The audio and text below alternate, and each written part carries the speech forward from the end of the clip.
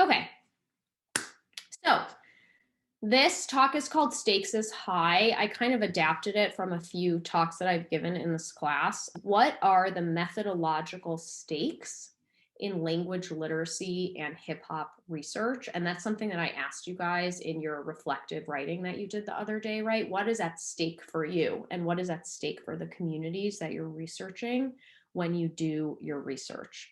And so today's talk is about Cardi B, but I also want us to think about who it's really about beyond these artists when we do this literacy research. So these terms that we're engaging with, methods. So methods are how you study what you study, right? I did close reading, I did interviews, but methodology is the kind of theoretical discussion of why you're studying it that way. Here I want to actually stop and have a conversation with you for a few minutes. So I'm going to pause the recording in a minute. But I asked you last weekend to read one of these three articles: the Richardson, the Rickford and King, or the Kanagaraja, and they each use different methods. And I want us to just kind of take a few minutes to talk through what you were noticing when you read these articles. We're thinking about method and methodology, why scholars choose the methods that they do, and the fact that your methods are connected to your goals and your argument, right? The way that you produce information and analyze it shapes the types of claims that you are going to make. So, why are stakes high in this work? Today, we're going to talk about Cardi B. I'm a big fan. I don't know how you could not be, but on the left here is a image that literally popped up on my Facebook feed of Cardi B. She has a Reebok deal. So they write, Cardi B has that fresh nails did, hair did attitude, which to me is, I would call that incorrect Av, or like not fluent Av. I don't know if you guys agree. But so those are things where, like, there's av or language use in the public sphere. We can study it. It's interesting, but the stakes are very profound. And so on the right, I have another something that popped up on my Facebook feed, this one from actually an account that I follow. But this is from an Institute for Jewish and specifically Yiddish and European research. And they write that the scholar Blumenthal argued that the Nazi language was one of the most important tools used by the Germans in the physical extermination of the Jewish people. And at the very bottom there, you see that in documentation about World War II, about the Holocaust, that gas chambers were referred to as farmhouses. And I think we can think of a lot of examples, unfortunately, in our current society that use similar euphemistic language. So that's not really a dialect issue, but it shows the power of language.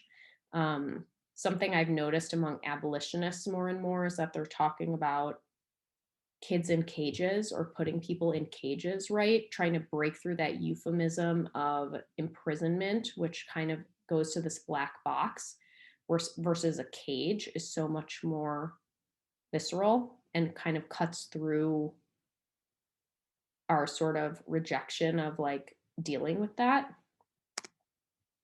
This is another story that came out around when I made this presentation the first time in 2019. And this was the story of a security guard in Wisconsin that was fired by the school district for using the N-word on the job.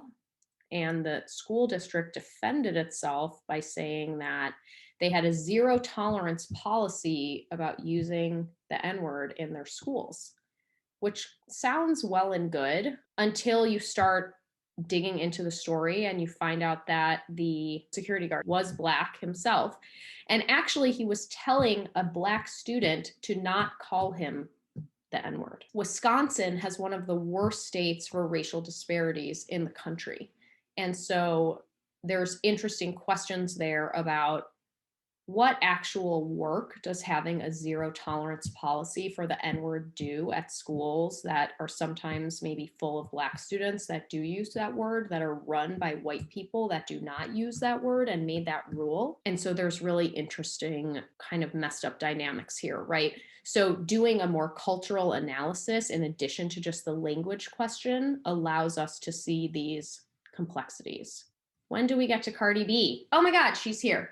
Okay. So we're going to talk about Cardi B today, but I also want us to remember Rachel Jeantel. And I'm actually going to talk a little bit more about the Rickford article that you read. So at the top are just pictures of Rihanna that I just couldn't bring myself to delete, because I did this talk with an analysis of her VMAs performance in an earlier iteration. But down on the left, you can see Cardi B on the cover of Interview magazine that just came out this week, and she gets interviewed by Mariah Carey and she looks amazing. But also on the right, you have Rachel Jeantel, who was a key witness in the George Zimmerman trial in 2013, which shocked me to realize that you guys were just little kids. Her testimony was so dismissed, not in a legal sense, but what the Rickford and King article is about how Rachel Jeantel is such a strong AV speaker that it allowed Zimmerman's defense and actually the media subsequently to paint her as really confused and not a reliable witness. But she was actually on the phone with Trayvon when he was stalked and murdered. And so her testimony was extremely key and very clearly, relayed him saying that a stranger was following him. But, her language allowed her to be, her language and the cultural meanings ascribed to her language allowed her key testimony to be really minimized. So this is the article from Rickford and King. Maybe I'll read their abstract. Rachel Jeantel was the leading prosecution witness when George Zimmerman was tried for killing Trayvon Martin, but she spoke in African American vernacular English, and her crucial testimony was dismissed as incomprehensible and not credible. The disregard for her speech in court and the media is familiar to vernacular speakers and puts linguistics itself on trial. Following Saussure, how do we dispel such prejudice and fictions? We show, so this is their argument using their methods, we show that Jeantel speaks a highly systematic AV with possible Caribbean influence. We also discuss voice quality and other factors that bedeviled her testimony, including dialect unfamiliarity and institutionalized racism. Finally, we suggest strategies for linguists to help vernacular speakers be better heard in courtrooms and beyond. So we see here how their methods of linguistic and sociolinguistic analysis are really connected to their goals, right? So if they want to show that she speaks a highly systematized AV, they have to analyze her speech and show regular AV features. But then to show that there's an experience of racism happening, that's where the socio comes into linguistics, right? So they do a sociolinguistic analysis, not just to show that her language has certain patterns, that's the linguistic side, but also that those patterns get interpreted and ascribed low prestige because of social practices. So this is an example, and one of you brought up that they bring in lots of examples. This is one of their examples from their article that I think is really noteworthy. And I think it's good for us to see their methods at work. So they're showing the risks of an incorrect transcription of a Jamaican Creole speaker on trial in the UK. And they perform a direct transcription. So what are the exact sounds that came out of this witness's mouth using the linguistic alphabet? So that's line 1A. Then underneath that line is a correct translation into standard-ish English, you'll see. And then they give the incorrect translation, that's line 1B, that was written in the court transcript, but only got caught later by a Jamaican Creole interpreter. And so you'll hear what the linguistic alphabet can do when I read this, because I obviously do not speak Jamaican Creole and I don't really have a command of it. But when you read this, you'll hear the accent. So here's what the witness said. When me hear the bap bap, me drop a ground and then me start run. So they translate that as, when I heard the bop bop, the shots, I fell to the ground and then I started to run. But what turned up in the transcripts the first time was, when I heard the shot, I drop the gun and then I run. So that's obviously a problem, to say it lightly. I want to tell you a little bit, I think you've been exposed to some of this stuff, but if you want to do linguistic analysis, here are some of the tools that you'll need. First of all, you'll need the phonetic alphabet. You don't have to use it for every single word. Like, you don't have to put every sentence that you're interested in into the linguistic alphabet. But if you want to show the phonetics of some speech, you could use this selectively to like highlight sounds. This is just, you can Google it really easily, the International Phonetic Alphabet.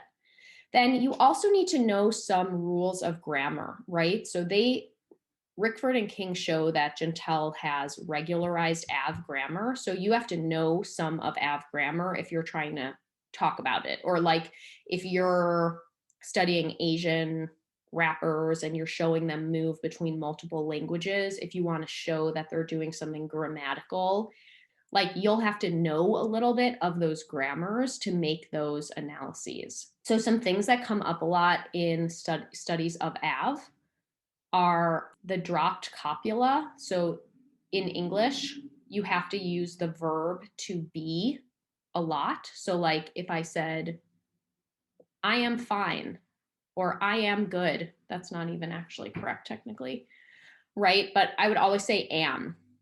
I am fine, thank you, right? But in Av, you can drop the copula, we good, right? You can also drop the copula in Hebrew, a language I learned as a kid. There's dropped copulas in Mandarin, Chinese. So often linguists will note the dropped copula using that little null symbol that I've used here. There's also the habitual be. So that's a different use of the verb to be when something is happening regularly. And the habitual be is part of phases and aspects that there's more tense markers, as you read in the Av article online, than in standard English, right? So you can analyze for those. Av also uses double negatives, which like standard English speakers or teachers will correct all the time, but double negatives are correct in a lot of languages. They're correct in Av. Spanish has double negatives, French has double negatives, right? So you can identify these features in text to prove that Av is happening regularly, or if someone is language blending or code meshing, you can note Av features and standard English features or Spanish features or Mandarin features using these tools. So phonetics, grammar, and then the last one here is lexical items, which literally just means words. So Av has its own lexicon that actually standard English speakers are borrowing from and taking from all the time, right? That's actually the first thing that I'll say we usually appropriate is words. And then if we're like advanced appropriators, we can get into grammatical, right? So we've been seeing a lot of lately, it's the blah, blah, blah for me, right? So that would be an appropriation of like a whole saying or a whole grammar function, but usually lexicon comes first, right? So like on fleek, going viral or something. So I want to look at Up, Cardi B's Up. I just started thinking about it a few weeks ago. It's popular. She just released it. It's very catchy. And I couldn't figure out what the chorus was saying. And so I Googled it and I wanted to know what the chorus was saying. And I think it's interesting. I had my reflexive moment that I always have, because I just am always aware that, you know, anytime I go to the internet to Google what a rapper is saying, I'm conscious that I'm a white consumer that's using digital tools to decipher art that is not made for me. If I don't understand what it's saying, it's really not talking to me. So I think it's valuable to recognize that. Okay, I'm going to read this and then I'm going to cut out of the slideshow for a minute and just show you guys some pages on the internet. So I went on Genius, I looked at the words to the chorus, and I used the annotation of the chorus and found that there's this really interesting linguistic story behind it, that if I wrote a paper about this song, I would like share all this information with my own readers, right? So there's linguistic stuff happening, and then there's also legal and cultural stuff happening. So the chorus of the song says, if it's up, then it's stuck. And that was what I couldn't put together when I was just listening. What Genius tells me is that if it's up, then it's stuck is a phrase from Georgia. So from Southern, like Bayou dialects of Av, so sub-regional dialects of Av. And Cardi says she learned it from Offset, her partner. So another rapper accused Cardi B of stealing his lyrics, and she demanded that she pay him for using his intellectual property, right? So getting into sampling law. But in another article, Genius uses its own collection of lyrics to show that this phrase, if it's up, it's stuck, appears in over 100 rap songs. So here's the Genius annotation. If it's up, then it's stuck. If it's up, then it's stuck. It's Southern slang for a conflict that's going to stay active until it's resolved. She said, it's a Georgia thing. Offset kept saying it. And then they have this whole other article. It's not stolen. It's a common hip hop phrase. But we could actually say it's not a common hip hop phrase. It's probably a common Southern Av phrase. It has appeared in dozens of rap songs.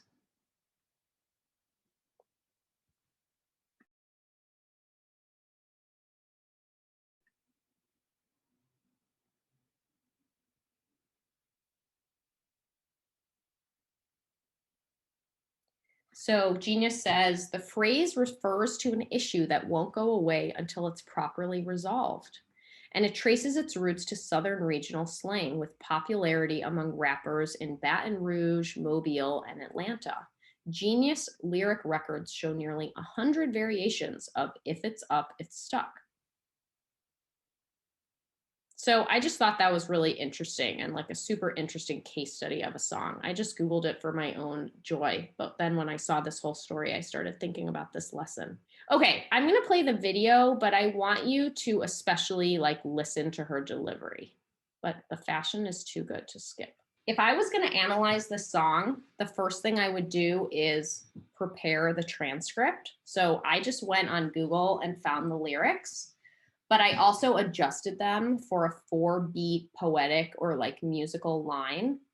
So when she says, once upon a time, I heard that I was ugly, that's 4 poetic beats or 4 musical beats in one line. So the website I had them shorter. I also changed some of the markings of expletives. I used asterisks instead of lines, hyphens. So then I listened to the song again and read through my transcript and made sure that the transcript sounded or read exactly how the song sounded, right? So the internet like makes mistakes. You don't have to check it for sound or for phonetics if you're doing a more like literary analysis, right? So this is only if you want to actually analyze it on a phonetic level. You have to actually create a phonetic transcript. So that's work. So then I just start thinking about like the themes that I noticed. So I noticed themes of sexualized and gendered competition in a capitalistic context. So things about who deserves sex being connected to who has money, things like that. I noticed Cardi does this a lot. She uses a linguistic practice from the gang The Bloods where they replace first letters with B's, or they use a lot of B's I noticed her using gender play to establish her own dominance over other women, right? So she's using some of the same gendered slurs or even being playful with her sexuality that like men would say towards women or towards other men. I also noticed a lot of braggadocio and storytelling, which I think is one of the reasons she's so compelling, even starting with Once Upon a Time, and just really like playful with her language in a way that borders on the crass, but to me is hilarious. I mean, later on in the song, she says, dirty ass, dusty ass bitch, you got pink eye. Cracks me up. Also kind of homophobic, maybe. But still, the chorus is not totally clear to me, right? If it's up, then it's stuck. So I had to, for this, really think about what Genius said, that it refers to an issue that won't go away until it's properly resolved, right? So we can keep questioning this song and think about what is up and stuck in the song. Is her career up and stuck? If you have beef with her, is that stuck? Um, is it, she said this term came from her partner who she's been having, relationship problems with this. Is that an issue that's up and stuck? You don't have to highly systematize your analysis. You can just close read, especially if you're doing a literary close reading. You definitely don't have to do a linguistic preparation of your transcript. But if you want to do a systematic close reading, usually it's going to start with a spreadsheet. So if you wanted to really analyze something systematically, I would say put the lines of it in a spreadsheet and make columns that will allow you to mark stuff that you want to understand about the song or about the text that you're analyzing. You could also do this with visuals, you could do it with memes, you could do it with tweets, you could do it with anything, but split it into different lines so that you can really track like what are the language features that are happening and then what are the thematic features that are happening. That brings you to a much more systematized place. It also allows you, if you want to do something, to quantify it, right? So like if you're studying someone that is code meshing or they're not always using regular av, like you could mark all the places that they do use av, let's say when they use a copula, and all the times that they don't, and like count and compare. But you have to separate out your data to render it countable. So a spreadsheet is part of where that starts. So I'm going to stop my recording here. So bye. So after giving y'all time to do this analysis, after giving my students time to do this analysis and me taking another listen and looking at it again, what I'm thinking that this song is really about is about domination. I don't know what you all are thinking if you're at home, listening to the song again yourselves. But what I think it's up and it's stuck is about beef with Cardi, right? If you have beef with her, it's up and it's stuck. And there's only one way that it's going to get resolved, and it's going to be with her on top, right? This whole song is about her dominating other women, her dominating men, her using her sexuality to control anyone, that she is richer than them, that she has connections with a gang, that she has wealth, she has material, and whether it's by violence or by her sexuality, in every situation, she is getting what she wants. And so you don't want to have beef with her because if it's up, it's going to be stuck. So that's my sense of what this is. But again, this talk has been all about how we can use different methods to answer our research questions. And the methods that we use are flexible according to our goals, right? So this talk has really just been about thinking thoughtfully about what methods we want to use and making sure that the methods that we do use allow us to answer the question that we have and defend the argument that comes out of it. So I'll stop us here. Good job.